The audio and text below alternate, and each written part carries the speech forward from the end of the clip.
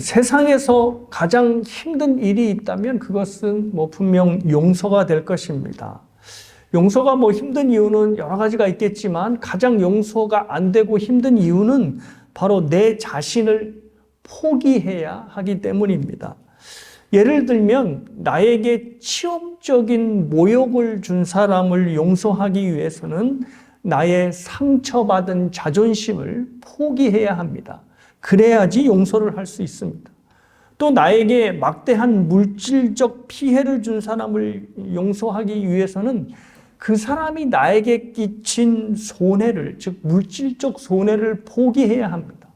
그래야지 그 사람을 용서할 수 있습니다. 이렇게 정신적이든 물질적인 것이든 내 것을 포기해야 상대를 용서할 수 있기 때문에 사람들은 용서를 이 세상에서 제일 어려운 일이라 이렇게 부르고 있습니다. 그런데 이 용서의 이 상황을, 용서의 개념을 좀 안으로 들여다보면 용서가 정말 어려운 이유가 또 있습니다. 그것은 바로 용서 자체가 갖고 있는 딜레마 때문입니다. 상대의 잘못을 일단 용서하고 또 상대를 그냥 품는다면 상대에 대한 자비와 사랑은 실현될 수 있을지라도 상대의 죄에 대한 대가를 치르게 하는 정의, 공의에 대한 부분은 무시되기 때문입니다. 그러니까 사랑하면 공의가 실행이 되지 않는 거죠. 근데 반대의 경우도 마찬가지입니다. 상대가 저지른 잘못에 대하여 분명히 그 사람이 대가를 치르게 하면 정의는 실현이 됩니다. 하지만 그 사람을 품고 사랑하는 이 자비는 실현이 되지 않는 것입니다.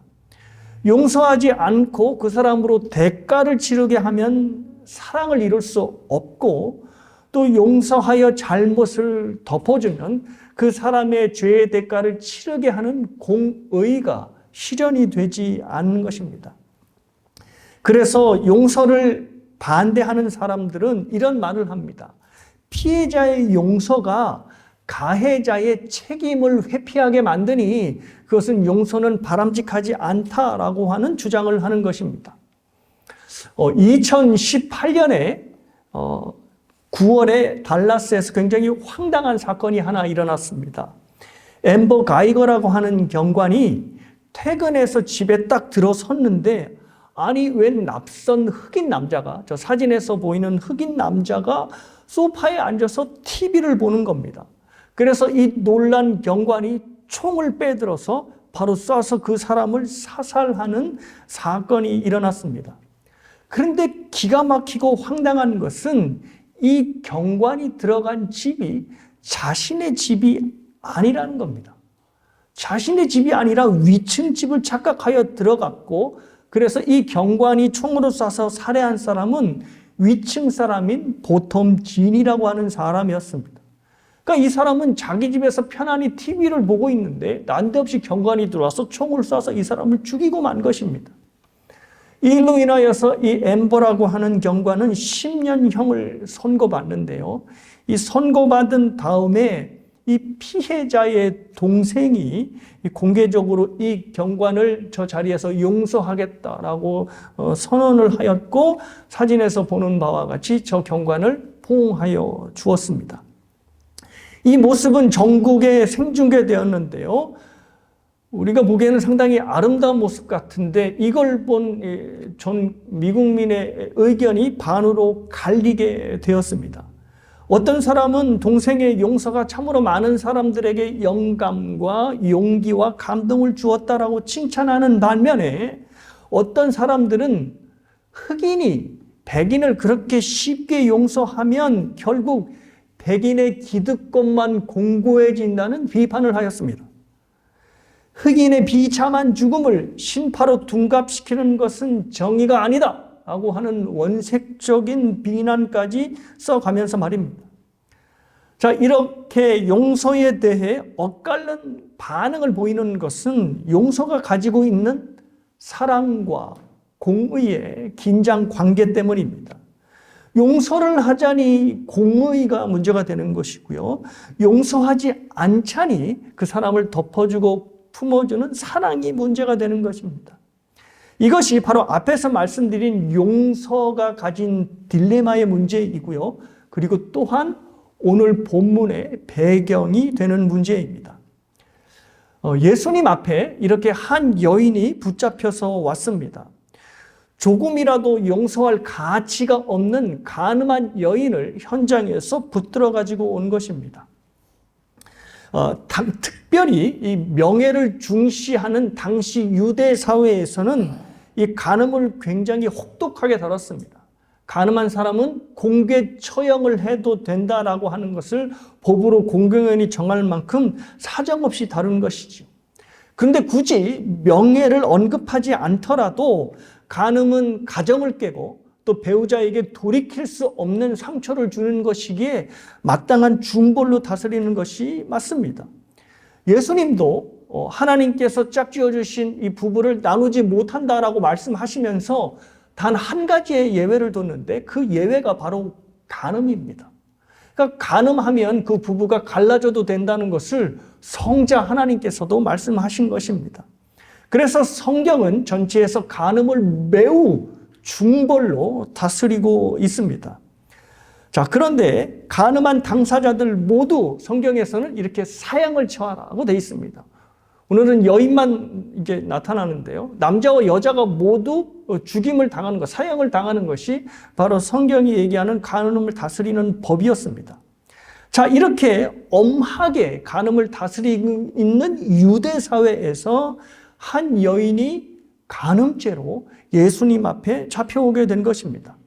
예수님께서 이 여인을 직접 재판해달라 하고 하면서 이제 이 여인을 예수님 앞에 세워놓은 것이지요.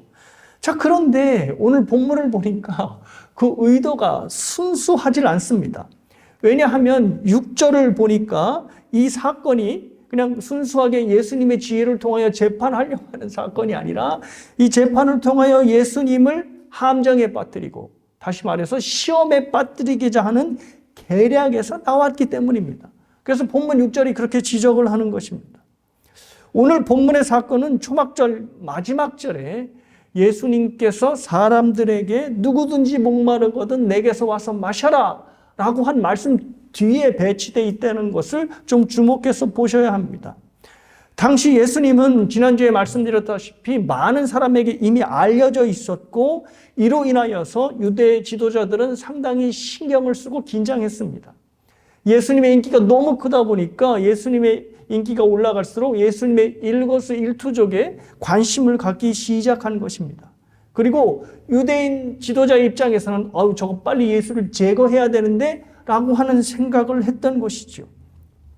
특히 유대 지도자들이 언제 긴장을 했냐면 아랫사람들을 풀어서 예수를 잡아오라라고 한번 시켰습니다. 그게 이제 7장 45절 이하의 말씀으로 나오는데요. 근데 이 아랫사람들이 예수님을 잡아오기는커녕 예수님의 가르침을 듣고 오히려 반해가지고 와, 저거 하늘에서 온 자가 아니면 어떻게 이런 가르침을 줄 수 있겠는가라고 놀라면서 그냥 물러왔다는 겁니다. 그러니까 유대 지도자들이 니들 왜 빈손으로 왔어? 하니까 이 사람들이 하는 말이 그가 하늘에서 내려온 사람이 아닐까요? 라고 하는 말을 했던 거죠. 그러니 유대 지도자들의 아랫사람들조차도 예수님에 의해서 흔들리는 모습을 보니 이거 빨리 예수를 정리해야 되겠다라고 하는 마음이 든 것입니다. 자, 이 마음의 이 연장선으로 오늘 이 본문의 사건이 바로 유대 지도자들이 아주 치밀한 계획을 세워서 예수님을 함정에 빠뜨리고 한 그 사건인 것을 짐작할 수 있습니다.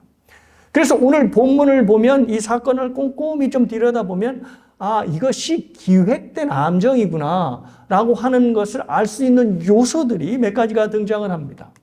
우선 3절 말씀을 보시면 이 여인이 간음하다가 잡혀왔습니다. 그러니까 현행범인 것입니다. 즉 간음하고 있는 현장에서 여인을 잡아온 것인데 이것이 무엇을 의미하냐면 이 간음한 여인을 하루아침에 본 게 아니고 굉장히 지속적으로 관찰해오고 감시해왔다는 것을 의미합니다.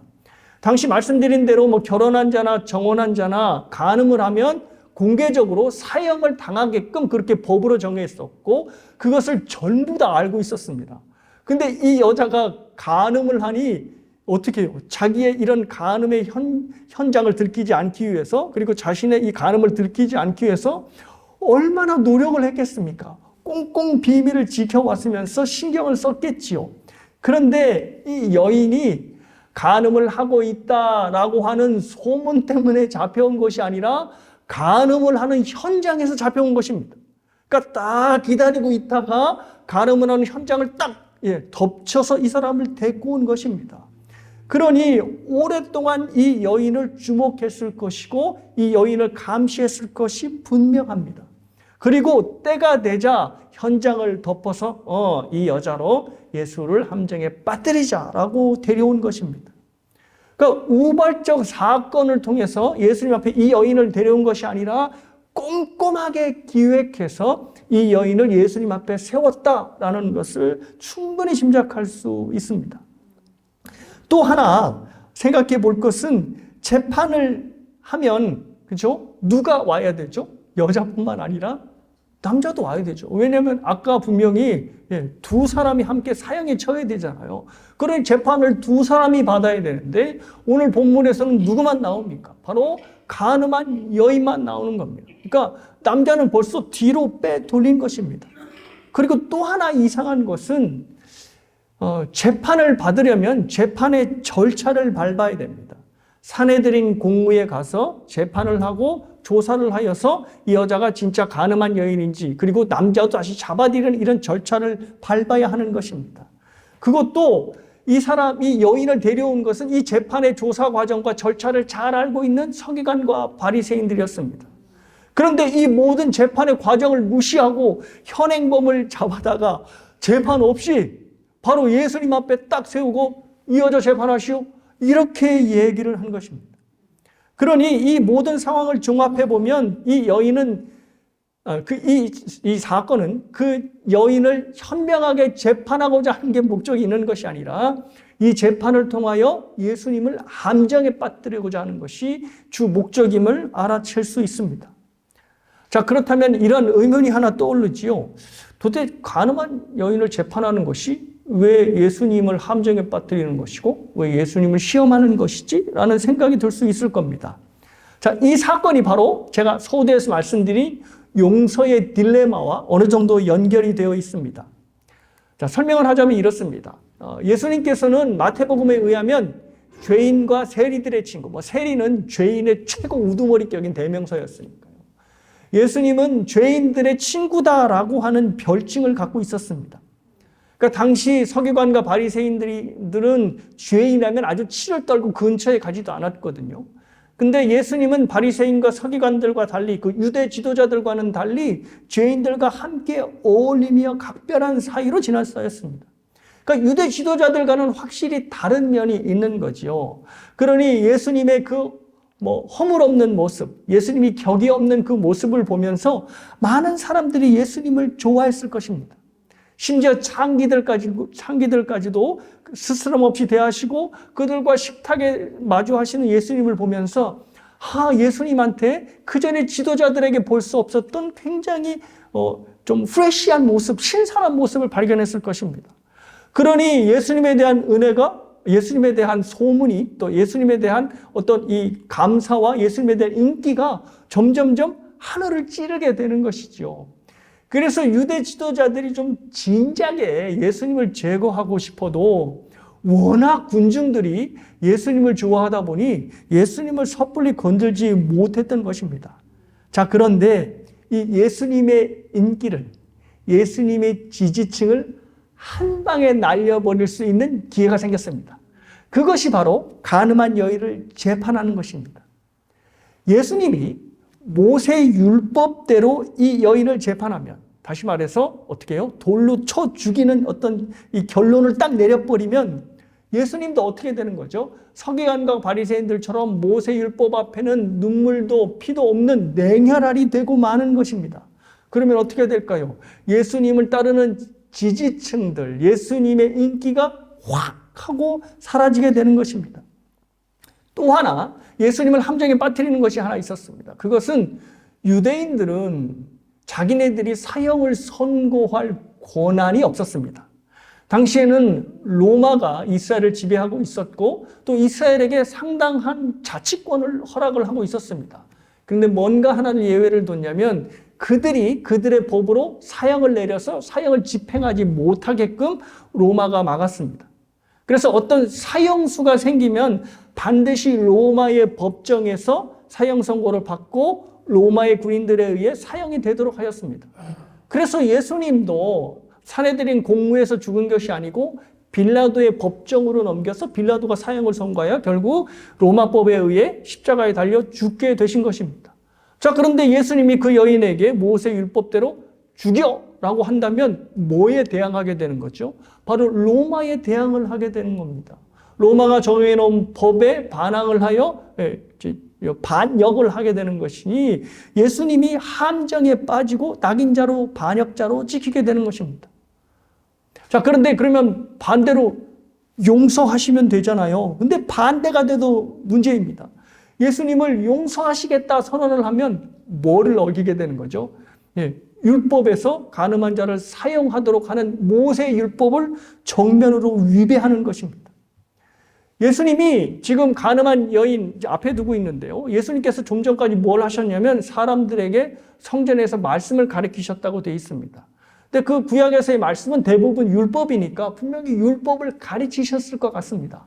그런데 예수님이 여인을 재판할 때는 만약에 예수님 여인을 용서한다 할 때는 자기가 가르친 모세 율법을 무시하는 겁니다. 모세 율법은 이렇게 죽이라고 했지만 나는 이 여자 용서할 거야 라고 하면 스스로 모순에 빠지고 스스로 그 모순된 행동을 선택하는 것입니다. 예수님은 분명히 그 전에도 나는 율법을 폐하러 온 것이 아니고 율법을 완성하러 왔다라고 하는 말씀을 하셨고 또 그렇게 율법을 가르치셨는데 여인을 재판하면서 모세 율법을 무시하며 이 여인을 그냥 방면하면 예수님은 스스로 자기가 가르치고 또 자기가 말씀하신 것에 역행을 하게 되는 것입니다. 자, 이것이 바로 앞서 제가 서두에서 말씀드린 용서의 딜레마입니다. 용서하자니 법을 집행하는 공의가 무시되는 것이고 용서하지 않자니 사랑을 무시하게 되는 이 양쪽의 딜레마에 예수님이 딱 놓이게 된 것입니다. 자, 이 딜레마를 서기관과 바리새인들이 기가 막히게 알고 있었죠. 똑똑한 사람들이니까. 그래서 이곳을 이용하여서 예수님을 함정에 빠뜨리려 했던 것이고 그들의 작전은 자, 이제 완벽하게 성공을 하는 듯 보였습니다. 자, 그런데 이 함정을 예수님께서 아주 탁월하게 대처하셨습니다. 6절 말씀을 보니까 예수님께서 허리를 굽혀서 뭔가를 쓰기 시작하셨습니다. 예수님이 손으로 뭔가를 쓰셨다고 하는 기록은 사실 오늘 본문이 유일합니다. 다른 복음서에서는 예수님이 뭐 이렇게 쓰셨다라고 하는 표현이 없는데요. 오늘 본문에서는 예수님이 구부려서 손으로 뭔가를 쓰셨다라고 하는 표현이 무려 2번씩이나 반복이 되고 있습니다. 자, 무엇을 쓰셨을까요? 근데 이 무엇을 쓰셨는지에 대한 학자들의 의견이 참으로 분분합니다. 어떤 이들은 성난 군중, 이렇게 돌을 치려고 하잖아요. 그러니까 이 돌을 들고 이 성나 있는 화가 머리끝까지 올라 있는 군중들을 좀 이렇게 진정시키기 위해서 시간을 끌기 위해 땅에다가 아무거나 이렇게 쓰기 시작하셨다. 그러면 이렇게 이 사람이 갑자기 뭐를 쓰지 하고 이렇게 궁금해 쳐다보잖아요. 그래서 환기를 시키는 의미에서 뭔가를 썼다. 이렇게 말하는 사람도 있고 또 어떤 이는 고발자들의 고발 내용을 이제 그대로 받아서 땅에다 적으셨다. 다시 한번 리마인드 하는 거죠. 그렇게 추측하는 학자들도 있었습니다. 자, 그런데 가장 전통적이고 또 가장 설득력 있는 해석은 바로 이것입니다. 고발자들, 즉 돌로 치려고 하는 사람들의 죄목을, 그러니까 그들을 부끄럽게 할 만한 죄목들을 땅에다 쓰셨다는 것입니다. 그러니까 고발자들이 저질렀을 죄악들, 그게 간음이 됐던 살인이 됐던 도둑질이 됐던 거짓 증거가 됐던 하여튼 무엇을 탐심하는 것이든 각종의 죄명들을 그 땅에 기록하셨다는 것이지요. 근데 이 전통적인 해석이 좀 설득력 있는 이유가 땅에 글을 쓰신 후에 예수님께서 이렇게 말씀하셨죠. 죄 없는 자가 돌로 치라라고 하시면서 뭐를 언급하셨죠? 죄를 언급을 하셨습니다. 그리고 이 말씀에 사람들이 양심의 가책을 받고 그 자리를 떠나게 되었다는 것입니다.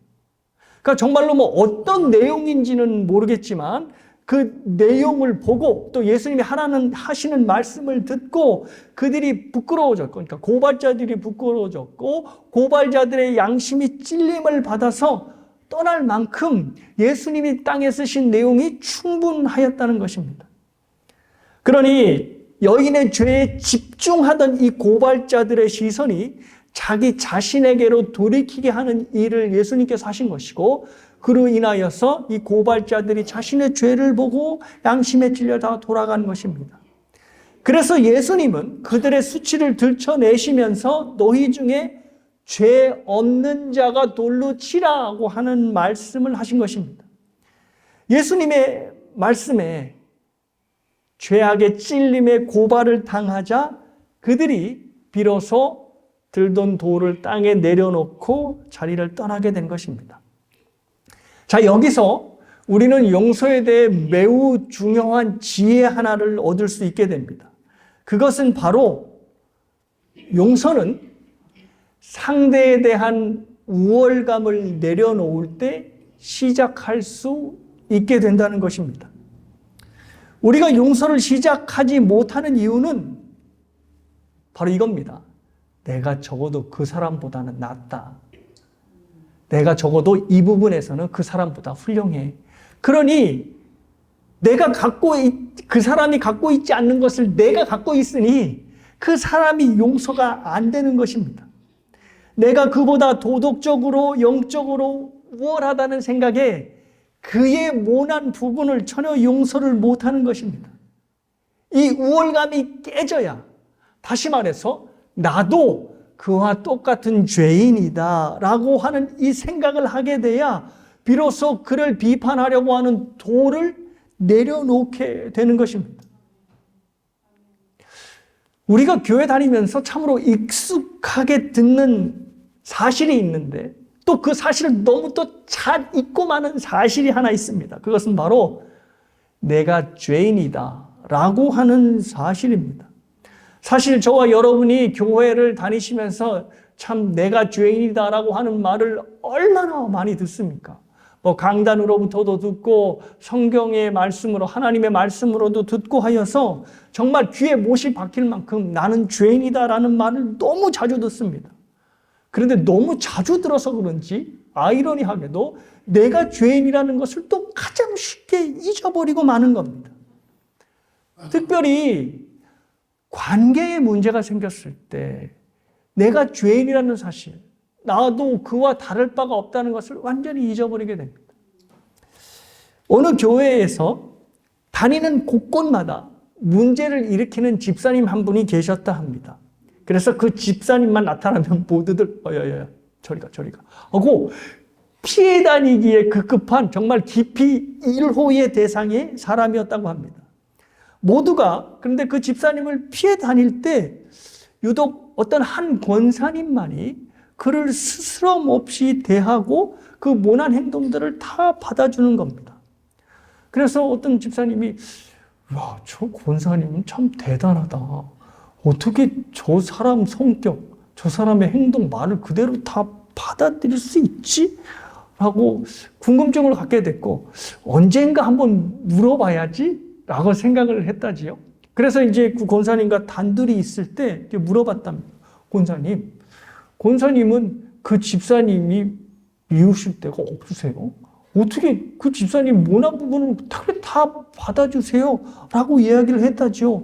그러니 권사님의 입에서 전혀 예상 밖의 대답이 나오더랍니다. 뭐라고 말씀하시냐면 그 집사님을 보면 자꾸 내 젊을 때가 생각이 나. 그 사람 행동하는 게 내 젊을 때랑 많이 닮았지 뭐야. 그래서 그 사람을 보면 그렇게 더 안쓰럽고 마음이 안타깝네 라고 하는 말씀을 하시더랍니다. 뭐죠? 그 사람이나 나나 똑같다. 그러니까 나는 지금 좀 나이가 먹어서 좀 이렇게 닦였을 뿐이지 내가 그 나이였으면 저 사람처럼 똑같이 모난 행동하고 말도 함부로 하고 하고 싶은 대로 다 하는 게 그게 그 사람이 바로 나였어 라고 얘기를 하시는 겁니다. 그 권사님이 다른 사람들처럼 비난의 돌을 던지지 않을 수 있었던 것은 그보다 내가 우월한 것이 하나도 없다라는 것을 인정했기 때문입니다. 알았기 때문이다. 다시 말해서 그도 죄인이고 나도 죄인이다 라고 하는 생각 때문에 다른 사람들이 비난의 돌을 던질 때 그는 비난의 돌을 내려놓을 수 있었던 것입니다. 누구든지 죄 없는 자가 돌로 치라 라고 말씀하셨던 예수님의 말씀을 상기하며 기억했던 것입니다.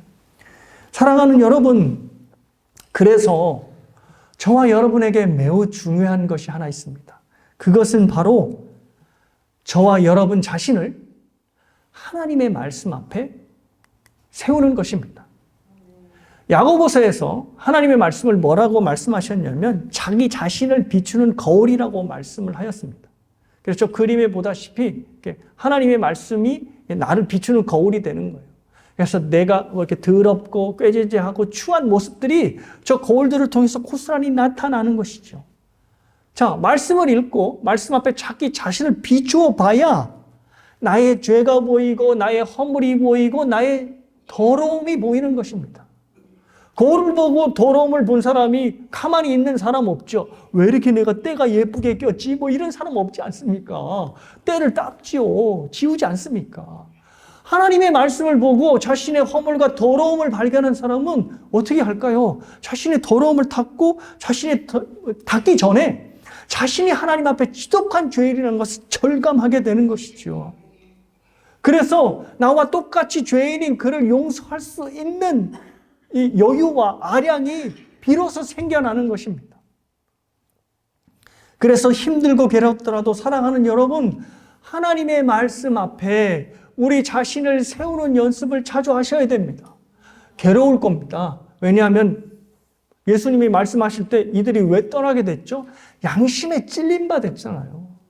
하나님의 말씀을 보면서 양심에 찔린 바가 되니 말씀이 쿡쿡 나를 찌르니 얼마나 힘이 들겠습니까? 얼마나 아프겠습니까? 그런데 이 일을 해야 한다는 겁니다. 목사님, 말씀을 읽어도 찔리는 게 없는데요. 왜 그런지 아세요? 나를 찔러야 되는데 남을 자꾸 찔러요. 이거 보면서 이거 김 집사인데, 이거 박 집사인데, 이거 황 목사인데 이렇게 하니까 양심에 찔리질 않는 겁니다. 근데 성경은 뭐라고요? 성경은 다른 사람을 데려다 놓고 거울에 앉히는 게 아니라 내 자신을 거울 앞에 앉히는 말씀의 거울이라는 말씀을 한 것입니다. 그래서 사랑하는 여러분, 말씀 앞에 항상 자신을 세우시는 저와 여러분이 되시길 주님의 이름으로 축복합니다. 자, 그런데 본문을 통해서 예수님께서 말씀하신 지혜는 여기서 끝이 나면 안 됩니다. 다시 말해서 말씀을 거울로 삼아서 나를 들여다보는 것으로, 그래서 그도 죄인이고 나도 죄인이다라는 것을 인정하는 데서 끝나면 예수님이 원하시는 기준의 용서를 절대 할 수 없습니다. 예수님께서 뭐라고 말씀하셨냐면 예수님의 용서는 상대방을 비난하지 않는 수준이 아니라 어떻게 해요? 상대방을 비난하지 않는 것에 더하여 상대방을 품고 사랑하는 데까지 나아가는 게 예수님의 용서입니다. 그래서 예수님의 용서는 원수를 사랑하는 데까지 가야 예수님이 원하시는 용서에 순종하는 것입니다. 그래서 상대를 비난하지 않을 뿐더러 상대를 사랑하기 위해서는 그 이상의 것이 하나 필요합니다. 그것이 바로 예수 그리스도의 십자가입니다.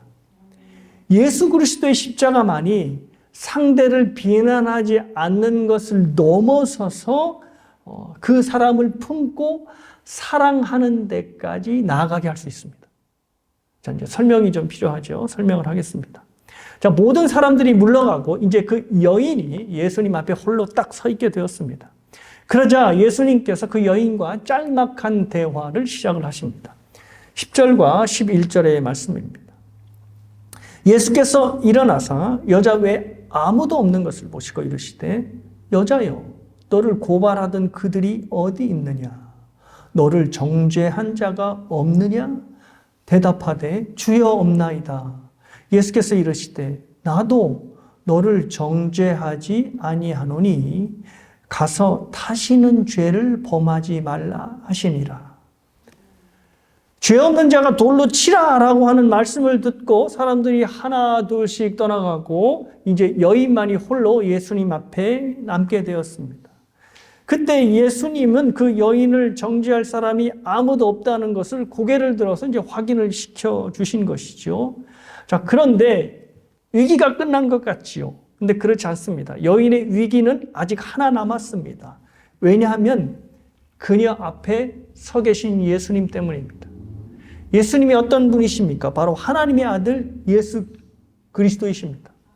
이분은 죄가 없으시지요.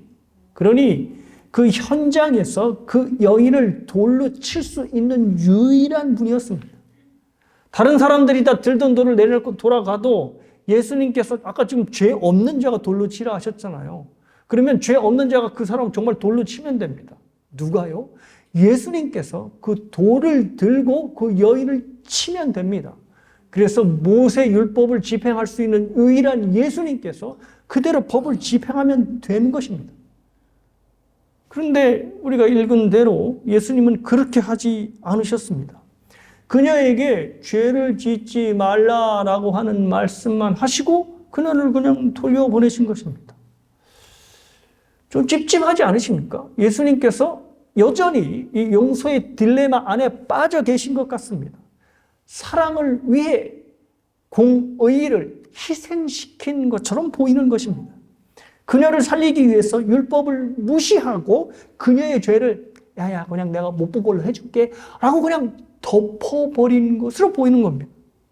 공의에 문제가 생기는 것이죠.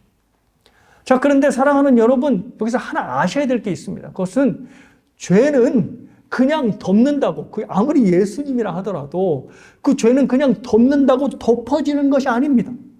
반드시 죄값을 치러야지만 그 죄가 없어지는 것이 죄의 속성이기 때문입니다. 단지 누가 죄값을 치르느냐 그 차이가 있습니다.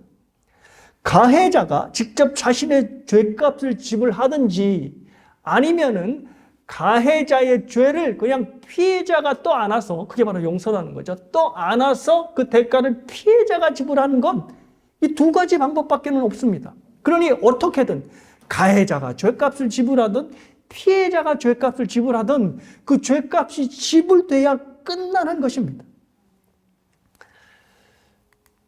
팀 켈러 목사님이, 제가 너무너무 좋아하는, 존경하는 팀 켈러 목사님이 지난주 금요일 날 돌아가셨습니다. 그런데 참 마음이 너무너무 아픈데, 근데 목사님께서 살아계셨을 때 마지막으로 책 하나를 출간하셨습니다. 그것이 바로 용서를 배우다라고 하는 책인데요. 이 책에서 용서에 대한 굉장히 흥미로운 비유 하나를 드셨습니다.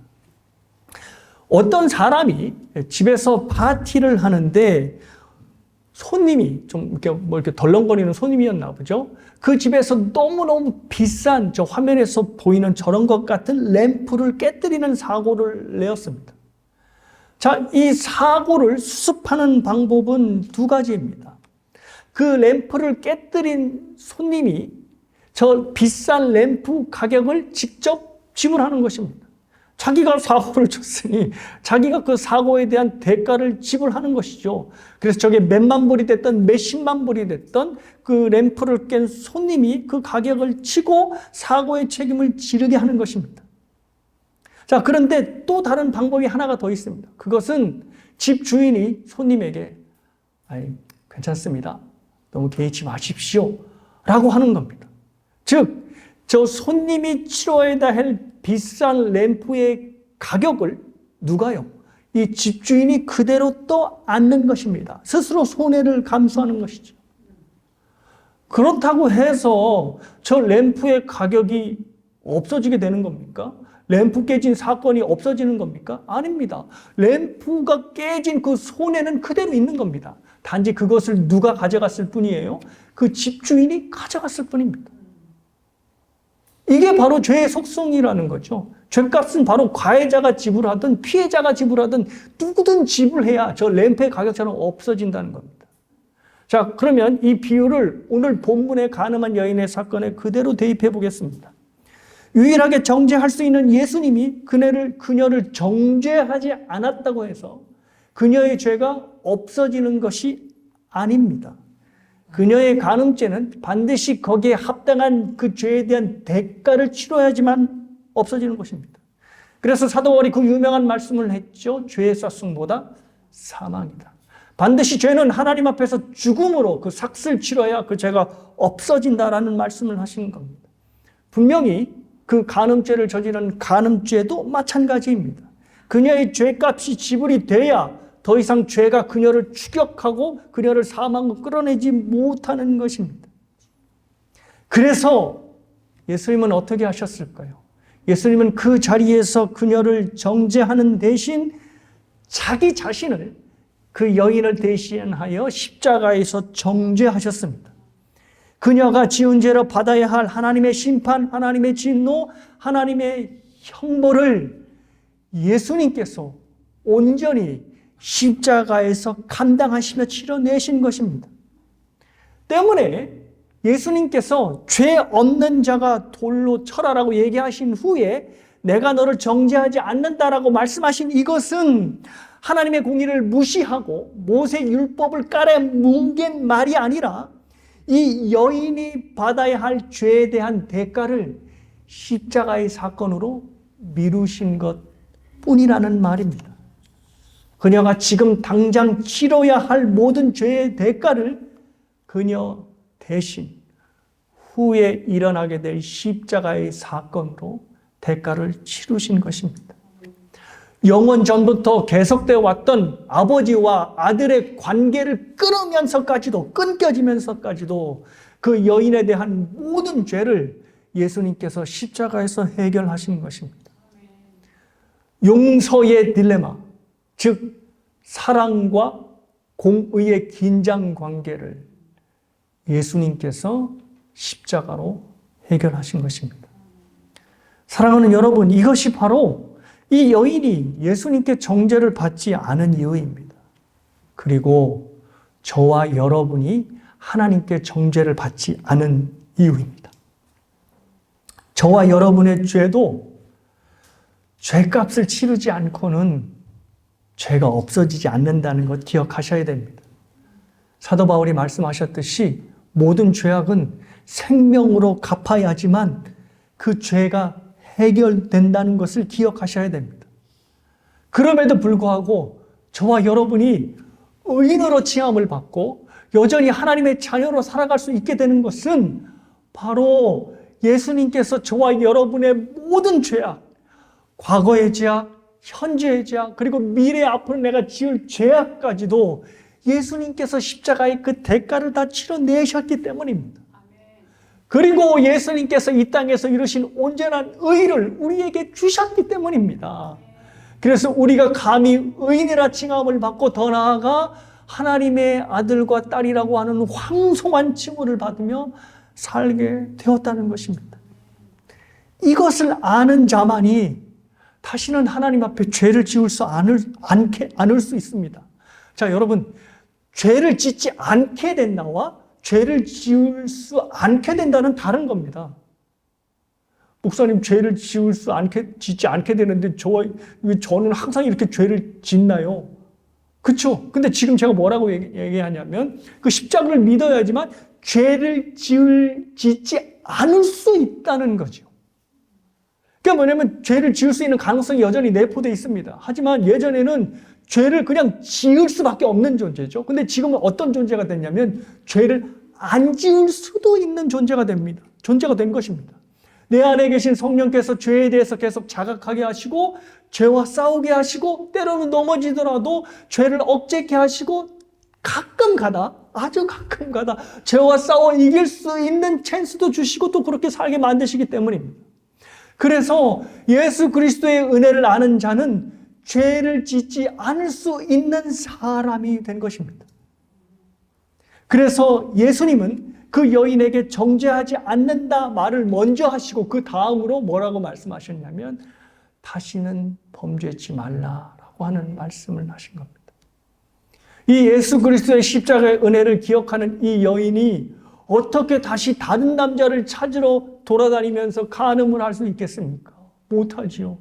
그래서 예수 그리스도의 십자가를 아는 사람만이 죄와 싸우고 죄와 멀리하는 사람이 될 수 있고, 더 나아가 상대를 용서할 수 있는 사람이 되는 것입니다.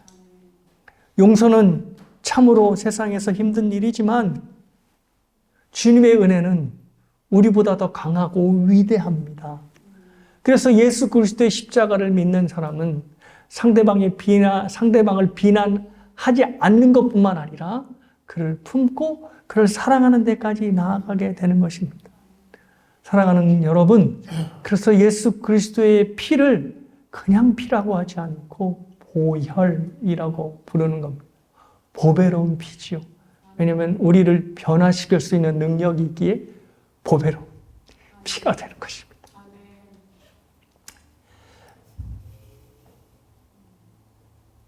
그러니 저와 여러분의 삶에서 항상 우리의 마음을 예수 그리스도의 보혈로 적시는 것이 중요합니다. 그래서 말씀을 묵상해야 되고요. 그리스도 앞에 엎드리는 기도의 훈련을 해야 하는 겁니다. 예수 그리스도의 보혈이 저와 여러분의 마음에 충분하게 적실 때 도저히 용서하지 못할 것 같은 그가 이미 내 마음에 들어와 앉아 있을 것입니다. 이런 용서하는 사람이 모두 다 되시기 주님의 이름으로 축복합니다.